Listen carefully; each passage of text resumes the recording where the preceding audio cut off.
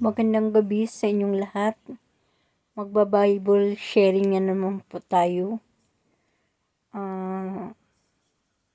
Kung may banal na kasulatan kayo ng Diyos na makapangyarihan sa lahat dyan, may Holy Bible kayo, kayo na rin din magbulay-bulay. Sabayan nyo ako. Magbasa tayo ng banal na salita ni Papa God. Sa Mateo 7:1 hanggang 23. Mateo 7:1 hanggang 23. Huwag ninyong hatulan ang inyong kapwa upang hindi kayo hatulan ng Diyos. Sapagkat hahatulan kayo ng Diyos ayon sa hatol na inihahatol ninyo sa iba. Ang panukat ninyo sa iba ay siya ring ipanunukat sa inyo. Bakit mo nakita ang puwing sa mata ng iyong kapatid, ngunit hindi mo pinapansin ang puwing mong gatahilan sa iyong mata?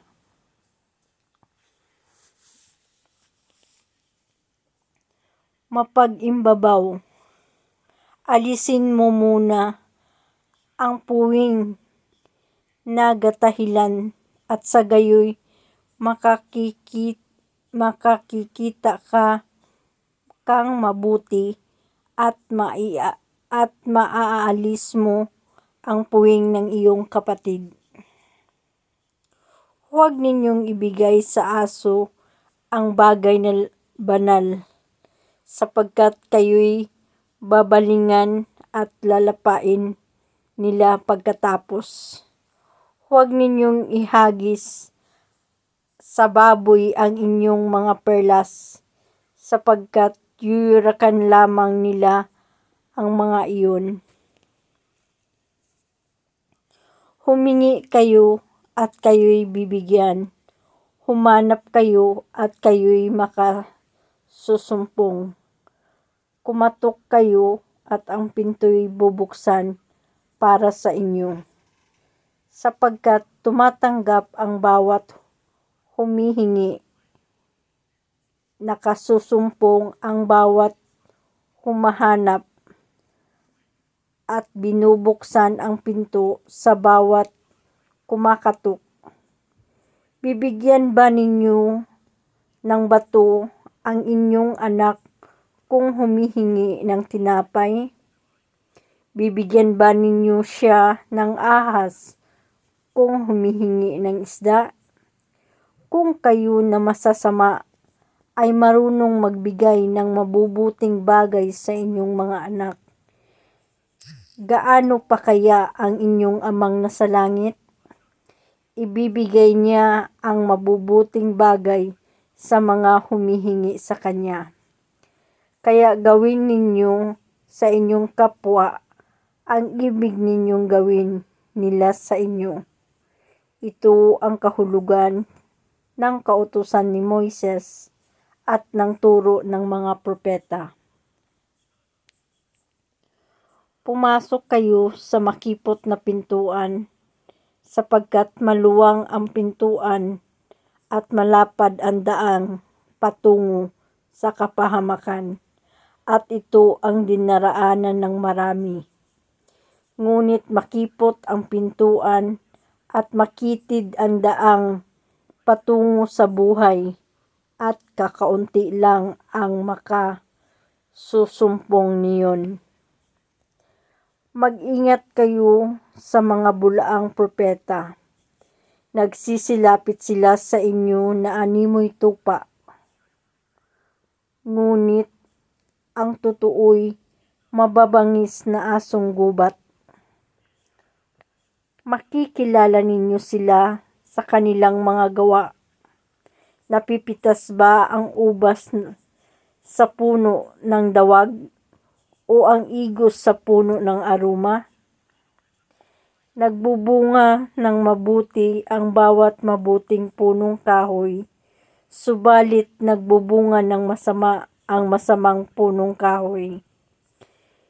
Hindi maaaring magbunga ng masama ang mabuting punong kahoy, ni ng mabuti ang masamang punong kahoy. Ang bawat puno na di nagbubunga ng mabuti ay pinuputol at itinatapon sa apoy. Kaya nga makikilala ninyo sila sa kanilang mga gawa, ang mga bulaang propeta. Hindi lahat ang tumatawag sa akin, Panginoon, Panginoon, ay papasok sa kaharian ng langit, kundi yaon lamang sumusunod sa kalooban ng aking Amang nasa langit. Pagdating ng huling araw, marami ang magsasabi sa akin, Panginoon, nangaral po kami at nagpalayas ng mga demonyo at gumawa ng mga kababalaghan sa inyong pangalan. At sasabihin ko sa kanila, kailan may hindi ko kayo nakilala. Lumayo kayo sa akin, mga mapagawa ng masama.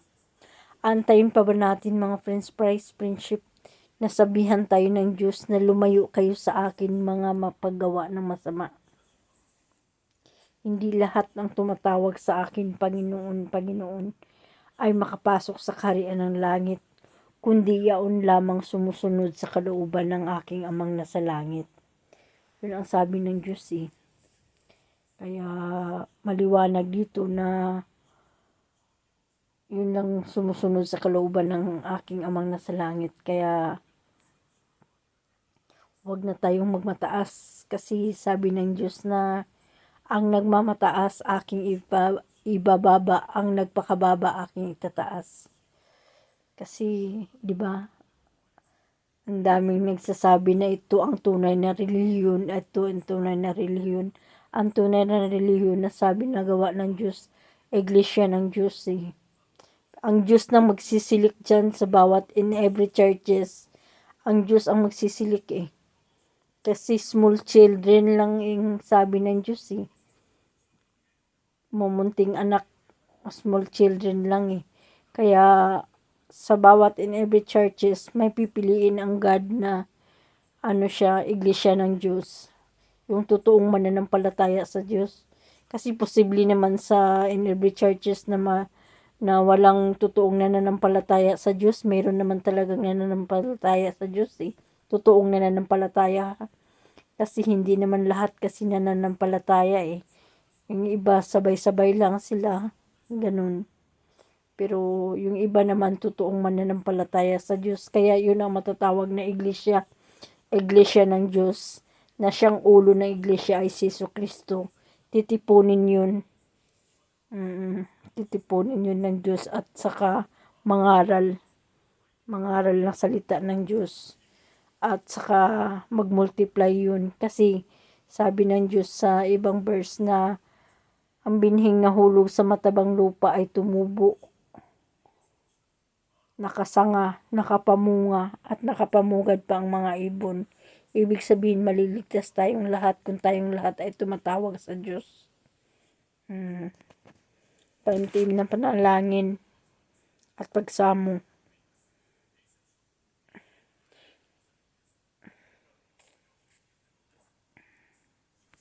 Bye for now. Thank you for watching. Magbasa tayo ulit nga naman po kasi mahaba-haba na po yung natin, yung video natin, yung natin,